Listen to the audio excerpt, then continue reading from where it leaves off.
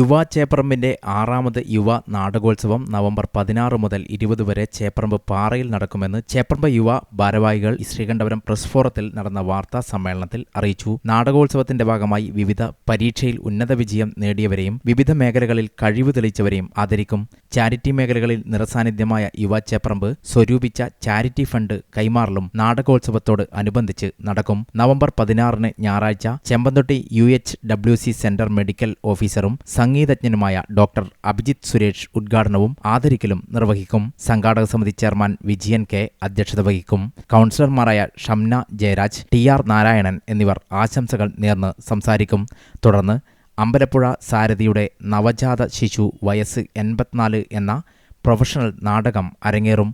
5 ദിവസങ്ങളിലായി പ്രൊഫഷണൽ നാടകവേദികളിലെ മികച്ച നാടകങ്ങൾ അരങ്ങേറും. തുടർന്ന് നവംബർ 20 നാടകോത്സവം സമാപിക്കും. ശ്രീകണ്ഠപുരം പ്രസ് ഫോറത്തിൽ നടന്ന വാർത്താ സമ്മേളനത്തിൽ chairman K. Vijayan, convener K. Shibu, secretary Suneesh, president VV Sunilkumar, treasurer K. Rajesh എന്നിവർ പങ്കെടുത്തു. ചികിത്സാ സഹായം, അതുപോലെ തന്നെ പഠന സഹായം തുടങ്ങിയവയുമായി ബന്ധപ്പെട്ടുള്ള ചാരിറ്റി പ്രവർത്തനങ്ങളാണ് നമ്മൾ നടത്താറ്. ചേപ്പറമ്പും അതുപോലെ തന്നെ പരിസര പ്രദേശങ്ങളിലും ഉൾപ്പെടെ ഇതിൻ്റെ ഗുണഭോക്താക്കളുണ്ട് എന്നുള്ളതാണ് സൂചിപ്പിക്കാനുള്ളത്. ഇപ്രാവശ്യത്തെ നാടകോത്സവം നമ്മൾ നവംബർ 16 ഞായറാഴ്ച വൈകുന്നേരം 6:30 ഉദ്ഘാടനം ചെയ്യുന്നത്. നമ്മുടെ ചെമ്പന്തൊട്ടി വെൽനസ് സെൻ്ററിലെ മെഡിക്കൽ ഓഫീസറായിട്ടുള്ള അഭിജിത്ത് സുരേഷാണ് ഇപ്രാവശ്യത്തെ നാടകോത്സവം ഉദ്ഘാടനം ചെയ്യുന്നത്.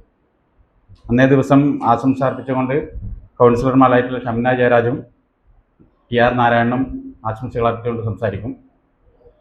അന്ന് തന്നെ നമ്മുടെ നാട്ടിൽ നിന്നും ഡോക്ടറേറ്റ് കിട്ടിയ വിജേഷ് വടക്കിൽ, അതുപോലെ തന്നെ സെക്രട്ടറി, നമ്മുടെ പഞ്ചായത്ത് സെക്രട്ടറിയായി തിരഞ്ഞെടുക്കപ്പെട്ടിട്ടുള്ള ശ്രീമതി രശ്മി രാജീവ്, അതുപോലെ തന്നെ യുവ എഴുത്തുകാരൻ ബിനീഷ് കുമാർ TK എന്നിവരെ നമ്മൾ ആ സ്റ്റേജിൽ വെച്ച് ആദരിക്കുന്നുമുണ്ട്.